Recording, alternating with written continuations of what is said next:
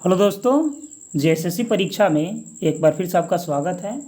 तो आज हम लोग पाश्चात्य साहित्य सिद्धांत के बारे में पढ़ने वाले हैं और इसमें हम लोग देखेंगे कि जितने भी जो पश्चिम के काव्य शास्त्री थे उन सभी के जो सिद्धांत है उसको हम लोग पूर्ण रूप से आज पढ़ने वाले हैं। देखिए, टॉपिक का नाम है दोस्तों पाश्चात्य साहित्य सिद्धांत। इसमें पाश्चात्य का मतलब होता है कि जो पश्चिम के काव्य शास्त्र थे उन्होंने काव्य को लिखने के लिए, समझने के लिए, ठीक है, या जो काव्य लिखा गया है, ठीक है, इन सभी के लिए अपने अपना अवधारणा दिए हैं। ठीक है, जो भी काव्य शास्त्री हैं वो अपना अपना सिद्धांत अवधारणा वगैरह दिए हैं। तो उसी को मेनली इस चैप्टर में या इस वीडियो में हम लोग पढ़ने वाले हैं। देखिए, तो सबसे पहले जो काव्य शास्त्री हैं वो हैं प्लेटो। ठीक है, तो आज हम लोग प्लेटो के परिचय से आरंभ कर रहे हैं। देखिए, प्लेटो का परिचय। प्लेटो का जन्म एक कुलीन वंश में हुआ था। प्लेटो का जन्म कहाँ हुआ था? तो एक कुलीन वंश में हुआ था। उन्हें माता पिता ने अरिस्तोक्लिस नाम दिया था। उनके माता पिता क्या नाम दिए थे? तो अरिस्तोक्लिस नाम दिए थे। किंतु उनके शरीर के आकार प्रकार को देखकर मलल गुरु ने उन्हें प्लातोन नाम दे दिया। प्लातोन नाम किसने दिया था दोस्तों? तो मलल गुरु ने उनका नाम क्या दे दिया? प्लातोन दे दिया। ठीक है, याद रखिएगा, प्लातोन। ठीक, चलिए आगे बढ़ते हैं। प्लातोन का अर्थ देखिए क्या है। प्लातोन का अर्थ होता है चौड़ा चकड़ा। ठीक है, मतलब जो व्यक्ति क्या हो? चौड़ा हो। ठीक है, चौड़ा चकड़ा व्यक्ति क्या होता है? तो प्लाटोन का मीनिंग होता है। ठीक है, चलिए आगे है इसके बाद कि अरबी फारसी परंपरा में यही नाम अफलातून के रूप में प्रसिद्ध हुआ। माता पिता क्या नाम रखे थे? तो अरिस्तोक्लिस। ठीक है, यानी कि सबसे पहले इनका नाम अरिस्तोक्लिस रखा गया। ठीक, लेकिन इनका जो मलल गुरु थे इनका शरीर के बनावट को देख करके इनका नाम प्लातोन बता दिए। ठीक है, अब प्लातोन का मीनिंग समझ गए हम लोग, चौड़ा चकड़ा।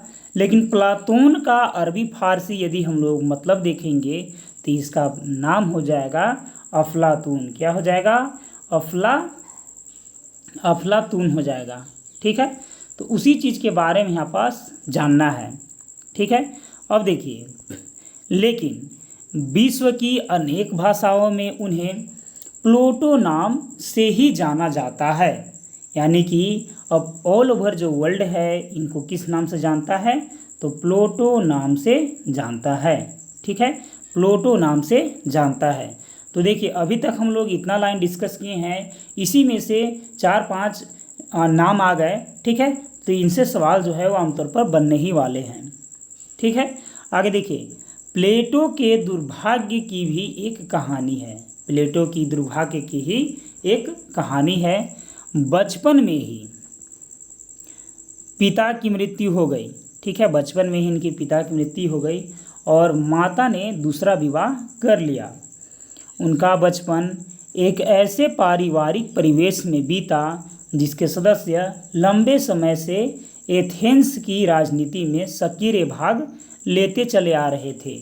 यानी कि एथेंस की राजधानी में उनके परिवार के लोग जो हैं वो राजनीतिक में एथेंस के राजनीति में भाग लेते आ रहे थे। ठीक है, प्लेटो ने स्वयं प्रत्यक्ष राजनीति में भाग नहीं लिया। ठीक है, प्लेटो ने डायरेक्ट रूप से राजनीति में भाग जो है वो नहीं लिया, किंतु यह सच बात है कि उनके संस्कारों और विचारों में राजनीति रमी हुई थी। देखिए, चूँकि प्लेटो का फैमिली राजनीति से संबंधित था, ठीक है, राजनीति में प्रत्यक्ष रूप से भाग लेता था, तो प्लेटो के बारे में बताया जा रहा है कि जो प्लेटो हैं वो डायरेक्ट रूप से तो राजनीति में भाग नहीं लेते हैं। ठीक है, लेकिन उनकी जो संस्कार है, उनकी जो विचार है वो कहीं ना कहीं राजनीति से जो है वो संबंध रखती है। युवा प्लेटो जिनकी उम्र 20 वर्ष रही होगी, उनका उम्र के बारे में जिक्र किया जा रहा है, कितना? 20 वर्ष। ठीक है, महान दार्शनिक सुकरात के संपर्क में आए। जब वो 20 साल के थे तो वो महान दार्शनिक सुकरात के संपर्क में आए थे, उनकी पूरी शिक्षा दीक्षा सुकरात की छत्र छाया में हुआ। उनका जो शिक्षा दीक्षा मिला उनको, वो किसने दिया? तो सुकरात ने दिया। एक और प्रश्न मोस्ट इम्पोर्टेंट, किसने दिया शिक्षा? तो सुकरात ने दिया। इतना ही नहीं, वे सुकरात के मृत्यु क्षण तक उनके साथ रहे। 28 वर्ष की अवस्था से लगभग 12 वर्ष तक प्लेटो देश देशांतर में भ्रमण करते हुए विभिन्न मतांतरों का अध्ययन करते रहे। मतलब वो लगभग बहुत सारे देश उन्होंने घूमे, ठीक है। 12 साल तक देश के विदेशों की यात्रा उन्होंने किया और विभिन्न प्रकार के जो मत होता है ना, उसको अध्ययन करते रहे, ठीक है। और वैचारिक रूप से परिपक्व होकर एथेंस लौटे, ठीक है। अब चूंकि अलग अलग देश में जाकर के अलग अलग लोगों का वैचारिक मत समझने के बाद वो फिर से एथेंस में आए, लेकिन अब वो क्या हो गए थे? तो इस विचारधारा में परिपक्व हो गए थे, ठीक है, चूंकि बहुत देशों का भ्रमण कर चुके थे। प्रौढ़ प्लेटो ने लौटकर उस प्रसिद्ध अकादमी की स्थापना की जिसे यूरोप का सर्वप्रथम विश्वविद्यालय कहलाने का श्रेय प्राप्त है, ठीक है। प्लेटो से संबंधित तथ्य यह बात भी सामने लाते हैं कि किशोर और युवा प्लेटो की रुचि काव्य रचना में थी। जब वो किशोरावस्था में थे ही उसी समय से उनकी रचना काव्य में थी, ठीक है। आगे देखिए, किंतु सुकरात के संपर्क में आने पर अपनी काव्य रचना उन्होंने नष्ट कर दी और रचना कर्म समाप्त कर लिए। आज भी उनकी काव्य रचना के कुछ अंश Oxford book of Greek works में संकलित हैं। तो ये भी प्रश्न आएगा कि प्लेटो का जो काव्य रचना का अंश है वो कहाँ संकलित किया गया है?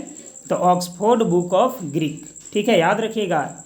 ऐसे लाइन से ही पॉइंट बने, क्वेश्चन बनेगा, ठीक है। आगे देखिए, आगे है प्लेटो का काव्य सिद्धांत, ठीक है। प्लेटो का काव्य सिद्धांत हम लोग मेनली अब जानने वाले हैं कि प्लेटो का काव्य सिद्धांत क्या था, ठीक है।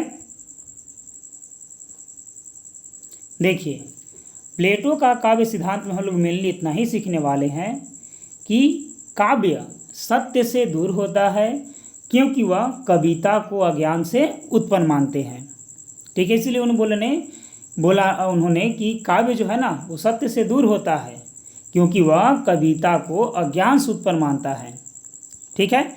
और जो आइडिया है, विचार है, ठीक है, वह क्या है? परम सत्य है, वह शाश्वत है और अखंड है, ठीक है। और ईश्वर उसका क्या है? क्रिएटर है। तो इसी चीज़ को अभी हम लोग सीखने वाले हैं, ठीक है। तो आप इतना ही 2 पॉइंट ध्यान रखिएगा कि काव्य क्या है? सत्य से दूर है क्योंकि वह कविता को अज्ञान से उत्पन्न मानते हैं।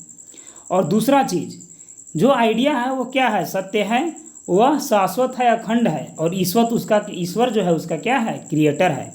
तो चलिए अब हम लोग इसको पढ़ेंगे तब समझते जाएंगे, ठीक है। एक लेकिन आप ओवरव्यू ध्यान रखिएगा शॉर्ट में, जो भी 2 लाइन हमने आपसे डिस्कस किया था। देखिए, पाश्चात्य आलोचना के जनक प्लेटो मूलतः आलोचक नहीं, ठीक है। जो पाश्चात्य आलोचना के जनक प्लेटो जी को बोला जा रहा है वो क्या है? आलोचक मूलतः नहीं है, अपितु दार्शनिक है, ठीक है। चलिए, उनका उद्देश्य आलोचनात्मक सिद्धांतों का निरूपण नहीं है। उनका उद्देश्य क्या है? आलोचनात्मक सिद्धांतों का देना सिर्फ नहीं है, अपितु अपने गुरु की दार्शनिक मान्यताओं का उपस्थापन करना था। क्योंकि उनका गुरु जो थे वो क्या थे? वो एक दार्शनिक थे। सुकरात जो थे वो क्या थे? दार्शनिक थे, ठीक है। उनकी समस्त मान्यताएं उनके प्रसिद्ध ग्रंथ रिपब्लिक में देखी जा सकती है। जो प्लेटो का जो मान्यता है, उनकी प्रसिद्ध ग्रंथ क्या है? रिपब्लिक, उसमें देखी जा सकती है। दार्शनिक होने के कारण वे सत्य के समर्थक थे। दार्शनिक जो होते हैं ना, वो ज़्यादा अपनी सोच विचार, अपने कल्पनाओं पर डिपेंड करते हैं, ठीक है। लेकिन ये दार्शनिक होने के कारण वे सत्य के समर्थक थे। कवि और काव्य के प्रशंसक होते हुए भी जो काव्य सत्य की कसौटी पर खरा नहीं उतरता उसे वह हेय और निंदनीय समझते थे। देखिए, खुद कवि और काव्य के प्रशंसक होने के चलते ऐसा नहीं था कि वो हर कवि को या हर काव्य को सही ही बताते थे। जो काव्य उनकी कसौटी पर खड़ा नहीं उतरता था, उनका उस काव्य का या उस कवि का वो निंदा भी किया करते थे। होमर के प्रति उनकी बहुत श्रद्धा थी। किसके प्रति? होमर के प्रति। किंतु उनकी दृष्टि में होमर का काव्य सत्य से दूर काल्पनिक था। देखिए, ये खुद बता रहा है कि होमर के प्रति मेरा जो श्रद्धा है वो बहुत ज़्यादा है, लेकिन फिर भी वो होमर को 100% नहीं मान रहे हैं। इसीलिए बता रहे हैं कि होमर जो है उनकी दृष्टि में काव्य सत्य से दूर कहीं काल्पनिक था। इसीलिए होमर को भी श्रद्धा रहते हुए भी अच्छे ढंग उसको नहीं दे रहे हैं। ठीक है, अपने कसौटी के अनुसार उनको खरा नहीं बता रहे हैं। इसलिए उन्होंने यह कहकर भी निंदा की कि सत्य के मूल पर किसी का सम्मान करना अनुचित है। प्लेटो संस्कार और स्वभाव से कवि तथा शिक्षा और परिस्थिति से दार्शनिक थे। प्लेटो जो थे वो संस्कार और स्वभाव से कवि और शिक्षा और परिस्थिति से कैसे थे? दार्शनिक थे। काव्य और दर्शन के सापेक्ष महत्व का उनमें अंतर्द्वंद परिलक्षित होता है। जीवन के परिवर्तित काल में उन पर दर्शन का प्रभाव बढ़ता गया और काव्य का आकर्षण होता गया। इसी से उन्होंने स्पष्ट कहा कि समाज पर काव्य का प्रभाव घातक होता है। इसलिए उन्होंने सभी कवियों के बोले, काव्य रचनाकारों को बोले कि जो भी आप रचनाकार कर रहे हैं, ठीक है, जो भी आप सृजन कर रहे हैं उसको सही ढंग से सही मंतव्य से कीजिए। आगे देखिए, आगे है काव्य सत्य के बारे में। देखिए, प्लेटो ने काव्य को अग्राह्य माना है। इसके दो आधार हैं, दर्शन और प्रयोजन। क्या आधार हैं? एक तो दर्शन, ठीक है, जो आपने अपने मन में उसके बारे में कल्पना किए, और दूसरा है प्रयोजन कि आखिर जो आप कविता का रचना किए वो किस प्रयोजन से था। तो दर्शन और प्रयोजन दो है। प्लेटो आदर्शवादी दार्शनिक थे। आदर्शवाद या प्रत्यस्तवाद के अनुसार प्रत्यय अर्थात विचार ही परम सत्य है। ठीक है, उनका जो विचार है वही परम सत्य है। आदर्शवाद के अनुसार वह अखंड है, जो विचार है वो परम सत्य है और अखंड है। ठीक है, आइडिया के बारे में बात किया जा रहा है जो हम लोग पीछे डिस्कस किए। ईश्वर उसका सृष्टा यानी कि क्रिएटर है। यह गोचर जगत उस पर उस परम सत्य का अनुकरण है। अनुकरण का मतलब कि फोटोकॉपी मान सकते हैं आप उसका। ठीक है, क्या है? उस परम सत्य का अनुकरण है, क्योंकि कलाकार किसी वस्तु को ही अपनी कला के द्वारा चित्रित करता है। देखिए, एक कलाकार जो है किसी वस्तु को अपने कला के द्वारा ही चित्रित करता है। इस क्रम में कला तीसरे स्थान पर आती है। तो जो कला के द्वारा उन्होंने चित्रित किया वो कला क्या है?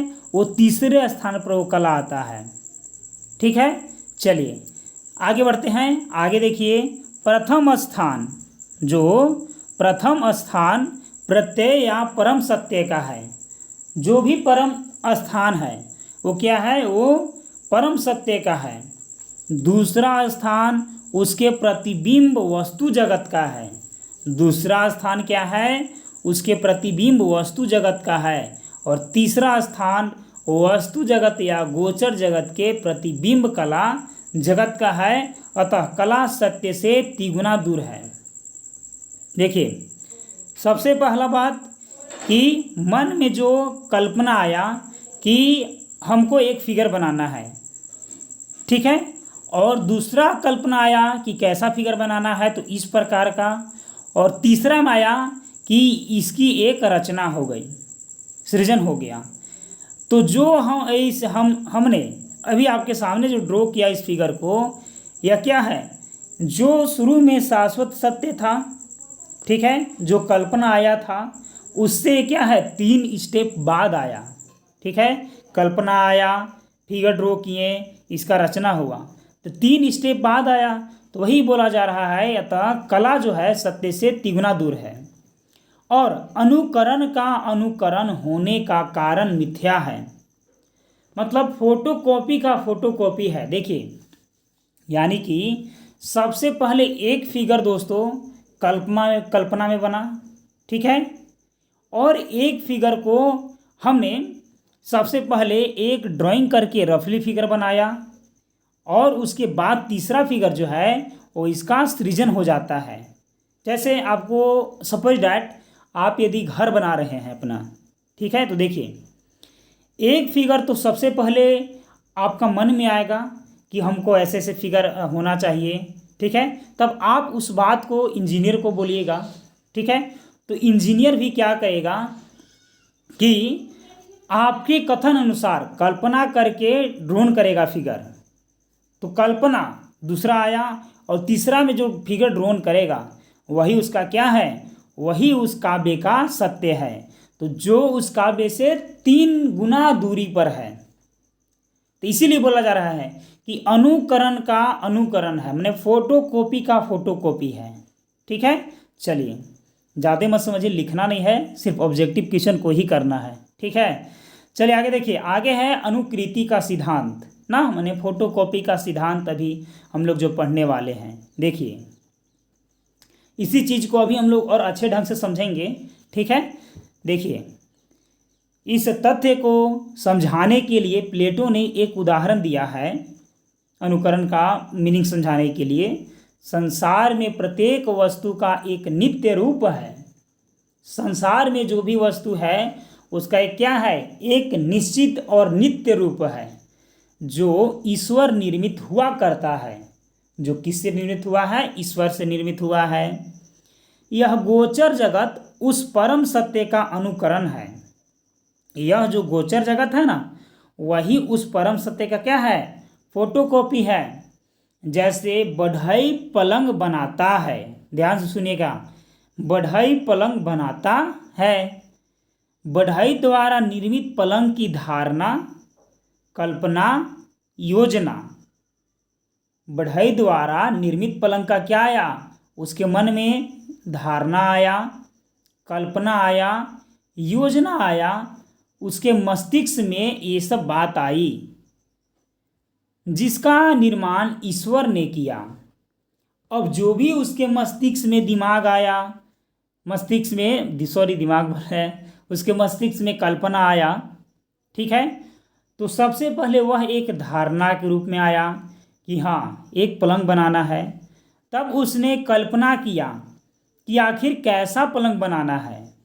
तब उसने योजना बनाया कि सबसे पहले उसका कौन सा पार्ट पुर्जा जो भी होता है, सबसे पहले उसमें क्या बनाना है, ठीक है। जैसे नहीं होता है, जैसे उसके 4 जो नीचे पैर टाइप होते हैं, ठीक है, वो होता है, ठीक है। और उसका जो ऊपर जिस पर पलंग का जो उसमें प्लाई रखा जाता है, उसका ढांचा तैयार किया जाता है। तो वही चीज़ है योजना में कि कौन सा पार्ट पहले बनाया जाए। उसी के आधार पर बढ़ई पलंग का निर्माण करता है।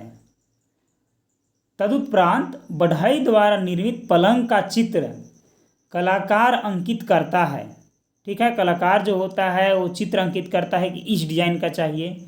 इस प्रकार 3 पलंग हो गए। इस प्रकार कितने हो गए, 3 पलंग हो गए। एक जो बढ़ई ने अवधारणा बनाया, दूसरा जो कलाकार ने पलंग का डिजाइन बनाया, और तीसरा जो पलंग वो बनकर रेडी हो गया। एक वह जिसका निर्माण ईश्वर करता है, और जो हमारे विचार में रहता है, माने जो हम लोग अपने मन से सोचते हैं कि ऐसा बनाएंगे, तो उसका कल्पना सृजन कौन करता है, ईश्वर। दूसरा वह जिसका निर्माण बढ़ई करता है, और तीसरा वह जिसका निर्माण कलाकार या चित्रकार करता है। ठीक है।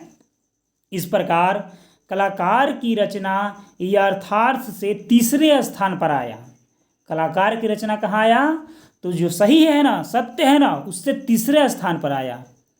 अतः कला क्या होता है? तो नकल का भी नकल होता है। अतः कला की नकल होने के कारण मिथ्या है। ठीक है, आगे देखिए। इस प्रकार प्लेटो के अनुसार, देखिए इस लाइन में भी बहुत सारा क्वेश्चन आया था दोस्तों। ठीक है, आप ध्यान इसमें आप जो प्रथम द्वितीय तृतीय स्थान पर इन सभी को आप रटते जाइए। ठीक है, समझते भी जाइए, रटते भी जाइए। ठीक है, जैसे भी हो ऑब्जेक्टिव तो बनाना है ना। ठीक है, और ये भी याद रखिए कि कला जो होता है वो नकल का नकल होता है। ठीक, चलिए अब शुरू करेंगे हम लोग। इस प्रकार प्लेटो के अनुसार 3 बात उन्होंने बताया। पहला, प्रत्यय जगत यथार्थ है और ईश्वर उसका क्रिएटर है, सृष्टा है। दूसरा, वस्तु जगत यथार्थ का अनुकरण है और बढ़ई उसका निर्माता है। मतलब वस्तु जगत जो है ना वो फोटोकॉपी का फोटोकॉपी है। और तीसरा, कला जगत वस्तु जगत का अनुकरण है। कला जगत जो है वो सेकंड वाला जो वस्तु जगत है उसका अनुकरण है। कला उसका अनुकर्ता है। जो कलाकार है उसका क्या है? अनुकर्ता, फोटोकॉपी करने वाला है।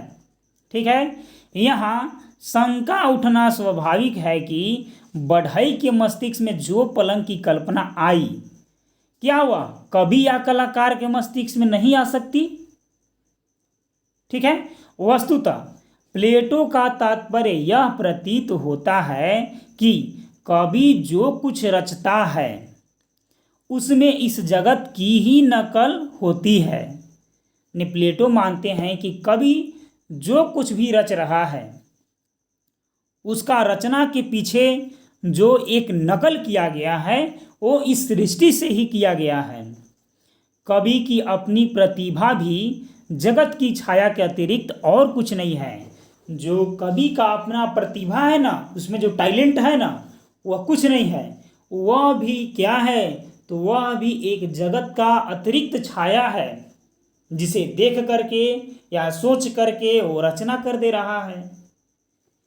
एक अन्य उदाहरण से ये बात सर्वथा स्पष्ट हो जाएगी। देखिए, एक व्यक्ति सूर्य की ओर पीठ करके बैठा हुआ है तथा किसी गुफा की ओर वह मुंह किए हुए है। सूर्य की ओर से पीठ है और गुफा की ओर से मुंह है। ठीक है, अब देखिए उसकी पीठ पीछे से गुजरने वाले व्यक्तियों में पशुओं आदि की छाया गुफा में पड़ रही है। जैसे देखिए इधर सन है। ठीक है, अब देखिए इधर जो है ना, इधर एक गुफा है। इधर क्या है? इधर देखिए एक गुफा है। व्यक्ति जो है वो यहाँ बैठा हुआ है लेकिन इधर की ओर देख रहा है। अब इधर से कुछ जो है जानवर वगैरह जैसे व्यक्ति पशु गुजर रहे हैं। तो चूंकि लाइट इधर से क्रॉस रहा है तो इसकी छाया इधर पड़ेगा, इसकी छाया इधर पड़ेगा, तो गुफा पर सपोज डायरेक्ट पड़ गया। क्योंकि ये जो है ये छोटा है। क्या है? जो व्यक्ति है वो तो छोटा है इस गुफा से और सूर्य के प्रकाश के किरणों से, तो मान लेते हैं कि इतना है। उस व्यक्ति इधर बैठा हुआ इधर के देख रहा है, तो इधर से जैसे ही कुछ गुजरेगा तो इसकी छाया इस पर पड़ेगा। लेकिन यह व्यक्ति जो है ना अपने पीठ के पीछे होने वाले चीज़ों से क्या है? अनभिज्ञ है। इनको पता नहीं कि इधर जानवर वगैरह सही में है, तो डायरेक्टली यह इधर देख लेगा।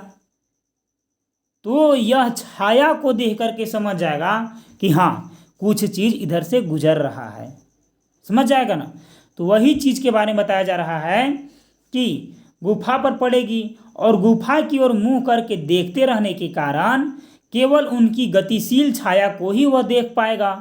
यद्यपि मूल वस्तु उसकी पीठ के पीछे के प्राणी है, परंतु उसे उनकी छाया ही मूल वस्तु जान पड़ेगी, क्योंकि पीछे नहीं न जान रहा है कि क्या है। इसलिए यह जो छाया है ना यही उसको सही चीज़ लगेगा, मूल लगेगा। ठीक है, इसी के बारे में बताया इन्होंने उदाहरण लेकर के।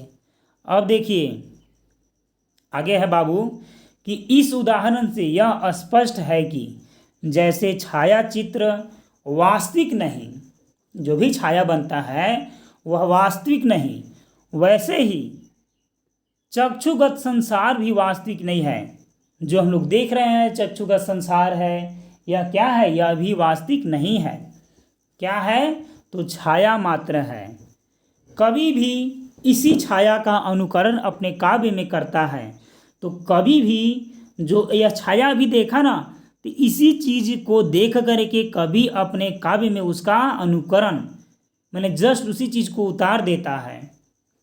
अतः प्लेटो के अनुसार कभी वास्तविकता की नकल करता है, कभी क्या करता है? वास्तविकता की नकल करता है, जो वास्तविक जगत से दुगना दूर होता है। ठीक है, वो इस जगत में नहीं होता है, लेकिन उसका जो कुछ ना कुछ पार्ट है वो इसी जगत में अस्पष्ट रूप से संपन्न होता है। तो उसी चीज को कवि जो होता है वो वास्तविकता की नकल करके अपने काव्य में उतार देता है। तो उसी चीज के बारे में बोला जा रहा है कि जो वास्तविक जगत से दुगना दूर है। प्लेटो का कहना है कि होमर के काव्यों में भोग विलास की कामना से पूर्ण उत्सवों का चित्रण और देवताओं का लोभ प्रकट होता है। देखिए, कवि होमर के प्रति मानते हैं ना कि होमर जो रचना करता है वह ज़्यादा भोग विलास पर डिपेंड होता है और देवताओं के लोभ पर डिपेंड होता है। इस प्रकार के वर्णन शुद्धता, सात्विकता और संयम के बाधक हैं।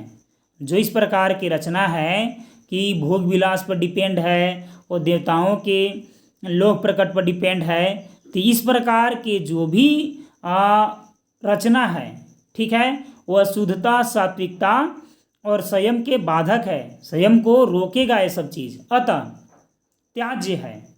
इस प्रकार प्लेटो की दृष्टि से सत्य है जो समाज और व्यक्ति के नैतिक तथा आध्यात्मिक जीवन को शक्ति प्रदान करे। जिसमें यह सामर्थ्य नहीं है वह असत्य है।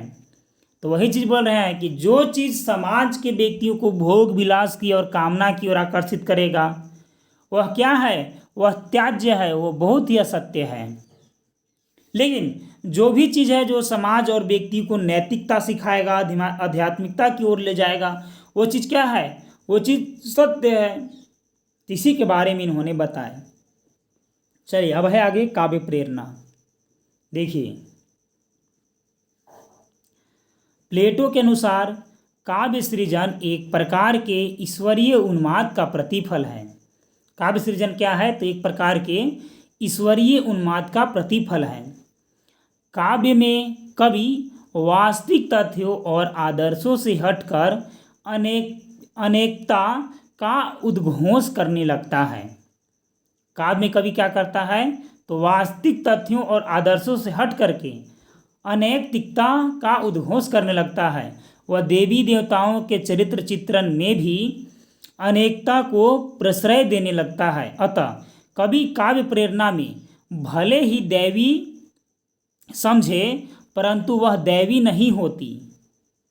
उसके मानस का उन्माद ही उसकी प्रेरणा का स्रोत होता है। देखिए, अभी तक हम लोगों ने क्या सोचा तो पढ़ा। देखिए, तो काव्य प्रेरणा को यदि आपको समझना है तो काव्य प्रेरणा से आप दिमाग में इतना ही रखिए बात कि कवि जिससे प्रेरणा लेकर काव्य का सृजन करता है या कवि जिस प्रेरणा से काव्य का सृजन करता है वही काव्य प्रेरणा है। ठीक है, वह जिस काव्य का सृजन करता है वह उसके उन्मादपूर्ण भावावेश का परिणाम होता है। वस्तुतः प्लेटो की यह मान्यता सर्वथा असत्य नहीं कही जा सकती। कालिदास द्वारा शिव पार्वती का श्रृंगार वर्णन किसी भी प्रकार औचित्य की परिधि में नहीं रखा जा सकता है। ठीक है, काव्य प्रेरणा क्या है? तो कवि जिस प्रेरणा से काव्य का सृजन करता है वह काव्य प्रेरणा है। इसीलिए बोला जा रहा है आगे कि वह क्या है? जो कालिदास द्वारा शिव पार्वती का श्रृंगार वर्णन किया गया है वह किसी भी प्रकार से औचित्य की परिधि में नहीं रखा जा सकता है। ठीक है, क्योंकि वो प्रेरणा लेके नहीं लिखा गया है। वस्तुतः कवि के उन्माद, ज्ञानलोप आदि को लाक्षणिक रूप में ही ग्रहण करना चाहिए, क्योंकि सृजन के क्षणों में कवि का बाह्य जगत से संपर्क टूटा सा रहता है। मैंने जब भी कवि काव्य का सृजन करता है तब उसका जो संपर्क है वो बाह्य जगत से टूटा रहता है। वह इस प्रकार से आत्मलीन हो जाता है कि प्लेटो का उन्माद कवि की इसी अवस्था को उजागर करता है। कवि जो होता है ना, वो अपने सृजन में इस प्रकार लिप्त हो जाता है कि उसका बाहरी संपर्क टूट जाता है और वह अपने में आत्मलीन हो जाता है। ठीक है, तो कवि यही प्लेटो की यही उन्माद जो है वो कवि की अवस्था का उजागर करता है। आगे देखिए, आगे है काव्य का अनैतिक स्वरूप। देखिए, प्लेटो की मान्यता है कि सदाचार और नैतिकता के विषय में कविता को अंतिम प्रमाण नहीं माना जा सकता है।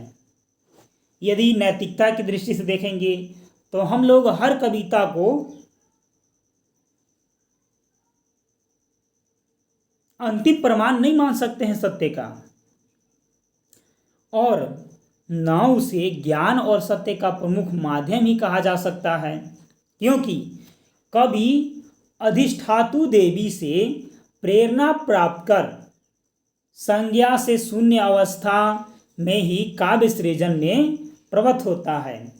अतः काव्य में नैतिकता की ओर अधिक ध्यान नहीं दिया जाता, अर्थात काव्य का स्वभाव अनैतिक होता है। प्लेटो को होमर के महाकाव्य में पिंडार के संबोधन, गीतों में सोफोक्लिस की त्रासदियों में सदाचारियों को पीड़ा और वेदनाग्रस्त देखा बड़ा भारी मनस्ताप हुआ। मैंने जो भी होमर ने अपना रचना महाकाव्य का किया है, पिंडार का, ठीक है, और सोफोक्लिस का, तो उसमें जो है ना, उसमें बहुत सारे सदाचारी जो लोग हैं उनके पीड़ा के बारे में, वेदनाग्रस्त के बारे में बताया गया है। तो ये चीज़ जो है प्लेटो को बहुत ही आसंगिक लगा। उसके अनुसार वे समझने के लिए कह देते हैं कि अनेक दुष्ट सौभाग्यशाली और खुशी सुखी हैं तथा बहुत से सदाचारी अभागे और दुखी हैं, और अनैतिक कार्य यदि उनका पता न लग सके तो लाभकारी हैं, जबकि निष्कपट व्यवहार स्वयं के लिए तो क्षतिकारी है किंतु पड़ोसी के लिए क्या है, हितकारी है। ठीक है, आगे देखिए, निष्कपट व्यवहार मतलब कि यदि देखिए हम लोग यदि निष्कपट व्यवहार करेंगे, किसी के साथ कुछ छल कपट नहीं करेंगे, तो कभी कभी हम लोग के लिए तो क्षतिकारी है, लेकिन पड़ोसी के लिए क्या है, हितकारी है। ठीक है, चलिए, जैसे कि मान लेते हैं कि पड़ोसी के यहाँ गए तो हम लोग में निष्कपट व्यवहार है, तो कोई चीज़ सामान पड़ा था तो हम लोग वहाँ से चुरा करके नहीं ले आए, तो उसके लिए वो क्या है, पड़ोसी के लिए हितकारी ही है। आगे देखिए, इस प्रकार यह कहा जा सकता है कि प्लेटो ने साहित्य की भर्त्सना की और काव्य तथा कवि को आदर्श राज्य के लिए घातक माना। तो प्रश्न आएगा कि प्लेटो ने कवि को आदर्श राज्य के लिए क्या माना, अच्छा माना, घातक माना, या इनमें से दोनों, इनमें से कोई नहीं, तो क्या माना, घातक माना। ठीक है, और साहित्य की क्या किए, तो इन्होंने भर्त्सना किए। वस्तुतः प्लेटो एक नीति शास्त्री थे। उन्होंने कविता के भाव पक्ष पर कठोर प्रहार किया। तत्कालीन कवियों की कृतियों में प्रस्तुत भाव प्रवणता और अनेकता ने उनकी इस कठोरता को और भी दृढ़ कर दिया। इसी से उन्होंने कवियों पर कठोर प्रहार किया और उन्हें राज्य से निष्कासित करने की सलाह दी। प्लेटो ने क्या सलाह दिया, तो कवियों को राज्य से निकालने की सलाह दी। क्या, कवियों को राज्य से निकालने की सलाह दी। ठीक है, चलिए आगे देखिए, आगे है काव्य का उद्देश्य। आगे क्या है दोस्तों? आगे है काव्य का उद्देश्य। तो चलिए आरंभ करते हैं काव्य का उद्देश्य। देखिए, प्लेटो के अनुसार काव्य का उद्देश्य आनंद प्रदान करना ही नहीं, अपितु मानव चित्र को प्रभावित करना और उसका निर्माण भी करना है। प्लेटो कह रहे हैं ना कि काव्य का उद्देश्य केवल किसी भी व्यक्ति को आनंद प्रदान करना नहीं है, उसके साथ साथ जो है वो मानव चित्र को प्रभावित करना है और उसका निर्माण करना भी है। साथ ही आत्मा की प्रच्छन्न शक्तियों को प्रकाश में लाना तथा मनुष्य को अपना जीवन श्रेष्ठ बनाने और जगत का पुनर्निर्माण करने का योग्य बनाना है। मैंने बोल रहे हैं ना कि काव्य से क्या करना है, आत्मा की जो प्रच्छन्न शक्तियाँ हैं, छुपा हुआ शक्तियाँ जो भी है, उसको प्रकाश में लाना है और साथ साथ मनुष्य को अपना जीवन श्रेष्ठ बनाने और जगत का पुनः निर्माण करने का योग्य बनाना है। वास्तव में प्लेटो की काव्य कला कठोर संयम और आत्मनियंत्रण पर आधारित है। तो प्रश्न आएगा कि प्लेटो की काव्य कला किस पर आधारित है? तो कठोर संयम और आत्मनियंत्रण पर आधारित है। जिसकी कसौटी क्या है? तो जिसकी कसौटी है बाबू सत्य। ठीक है, चलिए आगे देखिए, यह कविता मानव को शिक्षा नहीं देती, समाज कल्याण यदि कविता मानव को शिक्षा नहीं देती, समाज कल्याण और सदाचार की विधि नहीं करती, तो वह ऐसे काव्य की भर्त्सना करते हैं जो शिक्षा नहीं देगा, जो सदाचार की वृद्धि नहीं करेगा। तो ऐसा चीज़ों क्या करते हैं? भर्त्सना करते हैं। कविता यदि अच्छी शिक्षा देती है तो मानव चरित्र के उत्थान और राष्ट्र की उन्नयन में सहायक होगा। राष्ट्र का उन्नयन में क्या होगा? प्रोग्रेस में सहायक होगा। तो यही क्या है? वही सही काव्य का उद्देश्य है। यदि वह अध्ययन पर भावातिरेक ही करती है तो उससे मनुष्य मानसिक रूप से कमजोर होंगे और राष्ट्र दुर्बल होगा। अतः कवि तभी अच्छा माना जा सकता है जब उससे समाज को शिक्षा मिलती हो। उद्देश्य क्या है? मेन उद्देश्य है शिक्षा। सारांश देखिए, काव्य का प्रयोजन सत्य का उद्घाटन, मानव कल्याण तथा राष्ट्र उन्नयन की ही माना जा सकता है। प्लेटो रिपब्लिक में लिखते हैं कि हमें उन्हीं कलाकारों को खोजना चाहिए जो कि अपनी प्रकृति की अच्छाई और उत्तमता में से ही सौंदर्य और आदर्श को ढूंढ सके, ताकि हमारे नवयुवक जो कि स्वस्थ स्थान पर रहने वाले व्यक्तियों के समान है। नवयुवक ऐसे भी स्वस्थ रहते हैं, उनका मानसिक दृष्टिकोण भी सही रहता है, अनवरत रूप से अच्छाई से प्रभावित हो सके। काव्य पढ़ें और शिक्षा लें और अच्छाई का शिक्षा लें। ठीक है, चलिए आगे है काव्य का वर्गीकरण। क्या है? काव्य का वर्गीकरण। देखिए, प्लेटो ने काव्य के 3 मुख्य भेद किए हैं। प्लेटो क्या किए हैं? काव्य के प्लेटो 3 मुख्य भेद किए हैं। पहला विवरणात्मक। देखिए, विवरणात्मक जिसमें कलाकार स्वयं को लंबा गीत लिखकर अपनी ही कथा कहता है। विवरणात्मक क्या होगा? जिसमें कलाकार स्वयं कोई लंबा गीत लिखता है और अपनी ही कथा कहता है, उसको विवरणात्मक बोलेंगे। ये क्या होता है? प्रगीत होता है। ठीक है, गीत प्रगीत में थोड़ा सा अंतर होता है, ध्यान रखिएगा। ठीक है, चलिए आगे है अनुकरणात्मक, जिसमें ट्रेजेडी और कॉमेडी का अंतर्भाव होता है, वह होता है अनुकरणात्मक। जैसे नाटक अनुकरणात्मक है यह।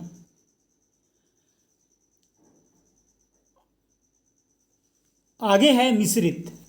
आगे क्या है? मिश्रित, जिससे कवि कुछ अंश तक अपने माध्यम से और कुछ अंश तक पात्रों के माध्यम से अपनी बात कहता है। देखिए, मिश्रित में कुछ अपने से बोलेगा और कुछ पात्रों के माध्यम से बोलेगा, उसको बोलेंगे मिश्रित। जैसे क्या है महाकाव्य, किंतु अनुकरणात्मक होने के कारण प्लेटो ने महाकाव्य और नाटक को आदर्श राज्य के लिए अनुपयुक्त माना है। फिर भी नियमन काव्य के लिए विहित है, वही अन्य कलाओं के लिए भी है। अतः जिस शिव की काव्य से अपेक्षा की जाती है, मैंने काव्य में जिस शिव के बारे में बताया जा रहा है उससे कुछ अपेक्षा किया जाता है, उसकी अन्य कलाओं से भी अपेक्षा की, उसकी अन्य कलाओं से भी अपेक्षा की। ठीक है, चलिए आगे है एक दूसरे काव्य शास्त्री जिनका नाम है वर्ड्सवर्थ। क्या नाम है? वर्ड्सवर्थ। तो चलिए पढ़ते हैं वर्ड्सवर्थ को। देखिए, इन्होंने स्पष्ट किया कि काव्य हमारे भावों को शक्ति मिलनी चाहिए, काव्य से हमारे भावों को शक्ति मिलनी चाहिए। भावों को प्रभावित करने की शक्ति को काव्य की विशेषता है। ठीक है, भावों को प्रभावित करने की शक्ति ही होना चाहिए, यहाँ पर शक्ति ही काव्य की विशेषता है। ऐसा लगता है कि वर्ड्सवर्थ के स्वर में एक कुशल चिकित्सक का निदान था। देखिए, काव्य भाषा सिद्धांत ने वर्ड्सवर्थ ने क्या बोले, तो वर्ड्सवर्थ ने कहा, देखिए पहला बात क्या कहा इन्होंने कि काव्य में ग्रामीणों की दैनिक भाषा, ठीक है, क्या होना चाहिए? ग्रामीणों की दैनिक भाषा का प्रयोग होना चाहिए। ग्रामीण जीवन में मनुष्य के भाव सरल, निष्कपट, सच्चे होते हैं तथा प्रकृति के निरंतर संपर्क में विकसित होते हैं, इसलिए उनमें तादात्म्य सुगम होता है। तो ठीक है, यहाँ पास प्रश्न आएगा कि वर्ड्सवर्थ ने ग्रामीणों के प्रति काव्य सृजन में कैसा भाव दिखाया, तो निष्कपट भाव, मतलब ऐसा उन्होंने माना कि हाँ, ग्रामीणों की दैनिक भाषा में यदि इसका प्रयोग होगा काव्य लिखने में तो क्या होगा, चूँकि ग्रामीणों का जो जीवन होता है वो उसी के संपर्क में रह करके, प्रकृति के संपर्क में रह करके विकसित होता है, इसलिए जो ग्रामीणों की दैनिक भाषा है ना, उनके लिए ही काव्य का सृजन करना चाहिए। ठीक है, क्योंकि वे सरल भाव के होते हैं, निष्कपट होते हैं और सच्चे होते हैं, इसीलिए। दूसरा, गद्य और पद्य की भाषा में तात्विक भेद नहीं होता। तीसरा, प्राचीन कवियों का भावाबोध जितना सरल था, यानी जो प्राचीन कवि थे उनका जो भाव को बोध करने की जो क्षमता जितना सरल था, उनकी भाषा उतनी ही सहज थी। भाषिक कृत्रिमता और आडंबर बाद के कवियों ने की देन है। तो जो भाषा की जो इसमें भाषा में कृत्रिमता आई है, ठीक है, हमने भाषा को बहुत जटिल बना दिया गया है, ठीक है, वो क्या हुआ है, तो बाद के कवियों की देन है। वर्ड्सवर्थ ने काव्य भाषा में बोला कि सिद्धांत के विषय में अपना एक निश्चित मत प्रस्तुत किया इन्होंने। उसने माना है कि कविता की भाषा जनसाधारण से जुड़ी, यानी कि ग्रामीण भाषा होनी चाहिए। तो प्रश्न आएगा कि किसने माना है कि कविता की भाषा जनसाधारण यानी कि ग्रामीण भाषा से जुड़ी होना चाहिए, तो वर्ड्सवर्थ। ठीक है, आगे देखिए, वर्ड्सवर्थ के पूर्व दांतों ने काव्य में ग्रामीण भाषा के प्रयोग से हेय माना था। बाद के कवियों ने भी इसका समर्थन किया। अभिजात्य भाषा और बोलचाल की भाषा का यह द्वंद्व पुराना है। ठीक है, जो बोलचाल की भाषा साधारण भाषा है, जो काव्य की भाषा अभिजात्य भाषा है, इसमें जो द्वंद्व है वो पुराना है। इस द्वंद्व को वर्ड्सवर्थ ने लिरिकल बैलेट्स के द्वारा पुनः विचारों का केंद्र बनाया। ठीक है, आगे देखिए, 18वीं सदी के नव अभिजात्यवाद में भाषा के दो रूप प्रचलित थे। भाषा कितने रूप प्रचलित थे? दो रूप प्रचलित थे।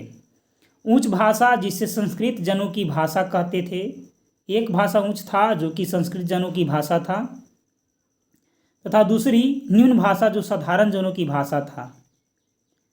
कालांतर में उच्च भाषा कृत्रिम और दुर्बोध होती गई चली गई। जो उच्च भाषा था संस्कृत, उसमें कृत्रिम रूप से और चीज़ जोड़ा गया और उसका दुर्बोध होता चला गया। इसलिए भाषा के त्याग और ग्रामीण भाषा के प्रयोग पर वर्ड्सवर्थ ने बल दिया है कि ग्रामीण भाषा का प्रयोग करना चाहिए। कहा है कि उस भाषा को कृत्रिम बना दिए, इसीलिए वो अब क्या हो गया, दुर्बोध हो गया, अब ज़्यादा समझ में उसकी नहीं है आदमी की। आगे है वर्ड्सवर्थ का काव्य भाषा सिद्धांत। देखिए, काव्य की भाषा कैसी हो, इस विषय में उन्होंने कई महत्वपूर्ण बातें कही है। भारतवर्ष के संस्कृति काव्य शास्त्र के आचार्य कुंतक ने तो रीति को काव्य की आत्मा मान लिया था। उन्होंने रीति का विशिष्ट पद रचना अर्थात भाषा का विशिष्ट रूप बतलाया। वास्तव में काव्य का आरंभ सभी देशों में उसी भाषा के माध्यम से होता है जो विशिष्ट जनों की नहीं अपितु जन सामान्य की भाषा होती है। देखिए, जो जितने भी ऑल ओवर वर्ल्ड है उनमें जो भी काव्य की रचना होती है वो किसी स्पेसिफिक भाषा, स्पेसिफिक लैंग्वेज को चुन कर नहीं किया जाता है कि उसको कम लोग बोलते हैं। ये जन साधारण जन सामान्य भाषा के द्वारा लिखा जाता है इसको, ताकि सभी लोग इसको अच्छे से समझ सकें। जिस तीव्र गति से जीवन और जीवन की भाषा में परिवर्तन होता है, उस गति से साहित्य और साहित्य की भाषा में परिवर्तन नहीं होता है। अंग्रेजी भाषा के अध्यापन का वर्ड्सवर्थ के समय तक लगभग 120 वर्ष पूरे हो गए थे। अंग्रेजी भाषा का वर्ड्सवर्थ के समय तक कितने वर्ष पूरा हो गया था, तो 120 वर्ष।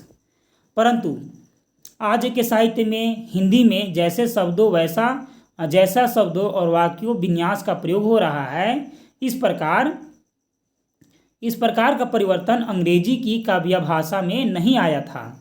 मैंने बोल रहे हैं ना वर्ड्सवर्थ कि 120 साल अंग्रेजी का भी तो हो गया, लेकिन इतना चेंजिंग नहीं मिला देखने के लिए जितना हिंदी में मिला है।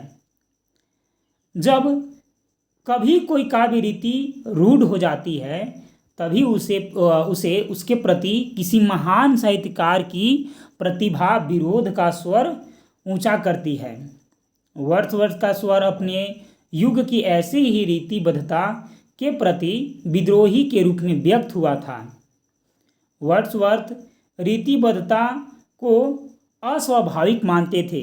उनका कथन था कि मैंने कई ऐसे अभिव्यंजना प्रयोगों का प्रयोग की जो स्वतः उचित और सुंदर है, ठीक है, बचाया है, क्योंकि निम्न कोटि के कवियों ने उनका इतना अधिक प्रयोग बार बार किया है कि उनके प्रति ऐसे अरुचि उत्पन्न हो गई है कि उसे किसी कला के द्वारा दूर नहीं किया जा सकता है। इसीलिए बोल रहे हैं कि मैं अपना जो कुछ ऐसे अभिव्यंजना है, ठीक है, जिनका मैं प्रयोग किया हूँ और उसका उचित और सुंदर रूप से उसका उपयोग करके बचाया भी हूँ। वर्ड्सवर्थ का यह भी मत था कि सभी देशों की प्राचीनतम कवियों ने प्रायः वास्तविक घटनाओं के द्वारा उत्तेजित भावों के कारण कविताओं की रचना की। देखिए, वर्ड्सवर्थ मान रहे हैं ना कि सभी देश के जितने भी प्राचीनतम कवि थे वो किसी न किसी वास्तविक घटना से प्रेरित होकर, वास्तविक घटना से उत्तेजित होकर के ही अपने भावों के कारण रचना करते थे, जो प्राचीन कवि थे, ऐसा इनका मानना है। इन्होंने प्राकृतिक रूप से तथा मनुष्य के रूप में लिखा है।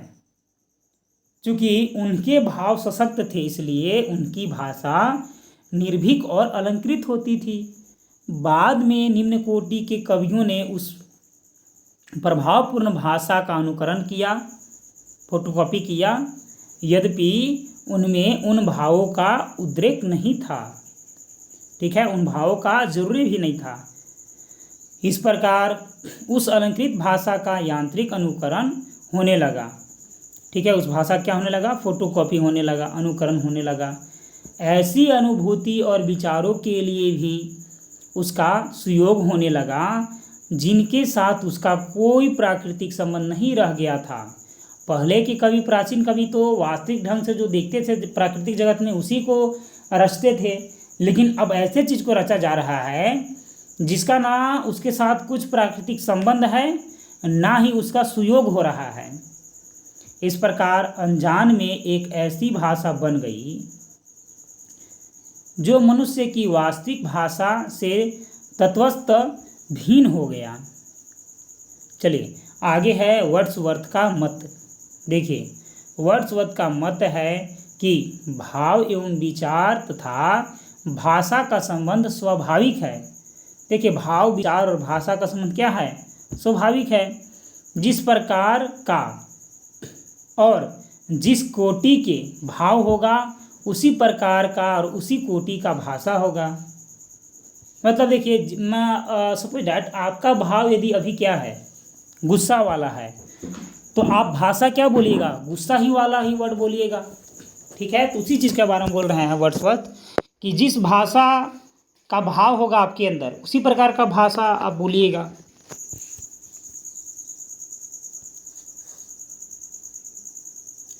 वर्ड्सवर्थ ने मनुष्यों की वास्तविक भाषा का स्वरूप भी स्पष्ट किया है। वास्तव में मनुष्यों की वास्तविक भाषा से उनका तात्पर्य उस भाषा से था जो भाषा भावों और विचारों के साथ स्वाभाविक रूप से जुड़ी हुई हो और उन भावों और विचारों को सहज रूप से व्यक्त कर सके। साधारण भाषा का अर्थ वर्ड्सवर्थ ने तुच्छ भाषा के रूप में नहीं माना। इतना ही नहीं, वर्ड्सवर्थ ने प्रारंभिक काव्य भाषा और साधारण भाषा का अंतर भी स्पष्ट किया। उन्होंने कहा कि प्रारंभ में जो काव्य की भाषा और साधारण भाषा में क्या था, अंतर था। इसका एक अन्य कारण भी था, उसमें छंद का प्रयोग पहले से ही होता चला था। यही कारण है कि उसके द्वारा लोग वास्तविक जीवन की भाषा की अपेक्षा अधिक प्रभावित होने लगे। प्रभाव का यह कारण अर्थात छंद उनके वास्तविक जीवन से भिन्न था। बाद के कवियों ने इसका दुरुपयोग करना आरंभ कर दिया। कालांतर में छंद इस असाधारण भाषा का प्रतीक बन गया। जिस किसी ने छंद में लिखना आरंभ किया उसने अपनी प्रतिभा और सामर्थ्य के अनुसार उस शुद्ध और प्रारंभिक भाषा में अपनी भाषा मिला दी।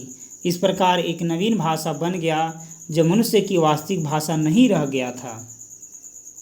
ठीक है, जैसे कि पहले ज़्यादा छंद का उपयोग किया जाता था, लेकिन सामान्य छंद, लेकिन बीच के जो कवि थे वो छंद को भी मिला देते थे और जो पहले लिखा गया उसको भी मिला देते थे, तो एक तीसरा भाषा बन जाता था। ठीक है, चलिए, वर्ड्सवर्थ ने काव्य भाषा के विवेचन के अंत में यह विचार व्यक्त किया कि कल्पना और भाव की कृतियों की एक और केवल एक भाषा होनी चाहिए, चाहे वे कृतियाँ गद्य में हैं या पद में। छंद इस प्रकार की कृतियों के लिए ऊपरी अथवा आकस्मिक तत्व होते हैं। आगे है इसके बाद काव्य के गुण। देखिए, वर्ड्सवर्थ ने जिस प्रकार काव्य की वस्तु साधारण जीवन से ली है, ठीक है, उसी प्रकार उसने भाषा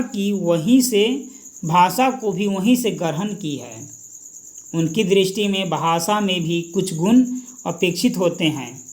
इस संबंध में उन्होंने लिखा है कि इन मनुष्यों का संपर्क उन सर्वोत्तम वस्तुओं से रहता है जिनसे भाषा का सर्वोत्तम अंश उपलब्ध होता है। अपने सामाजिक स्तर और अपने परिचय की संकीर्ण परिधि का समानता के कारण वे सामाजिक कृत्रिम प्रदर्शनों के वश में अपेक्षाकृत कम रहते हैं। इनके कारण वे अपने अनुभूतियों और विचारों को सहज रूप से व्यक्त करते हैं। इसलिए बार बार अनुभवों तथा नियमित अनुभूतियों से उत्पन्न होने वाली यह भाषा कवियों द्वारा निर्मित समृद्ध भाषा की अपेक्षा अधिक अस्थायी और दार्शनिक भाषा होती है। आगे है डॉक्टर कृष्णदेव शर्मा ने वर्ड्सवर्थ की काव्य भाषा एवं शैली के विषय में अपने विचार प्रकट करते हुए लिखा है कि वर्ड्सवर्थ ने प्रचलित शैली और शुद्ध भाषा को अनुपयोगी मानकर उसके विकास और व्यक्तिवाद और भावात्मकता के आधार पर किया। उन्होंने परंपरागत शैली को विकृत और विरूपण और मिश्रित तथा भावहीन माना। देखिए आगे है, टी.एस. इलियट की तरह वर्ड्सवर्थ ने भी सामान्य भाषा को अधिक उपादेय माना और उसी का समर्थन किया। किसका? सामान्य भाषा का। कौन? इलियट। ठीक है। और वर्ड्सवर्थ ने पूर्व कृत्रिम भाषा के लिए जो उपनियम बनाए गए थे वे अर्थात वर्ड्सवर्थ उनके विरुद्ध थे। विशिष्ट काव्यगत उक्तियों, मानवीकरण और वक्रोक्ति आदि वे विरोधी हैं। ये तक कि वे काव्य रचना में विपर्य और वैषम्य के प्रति भी रुचि प्रकट करते थे।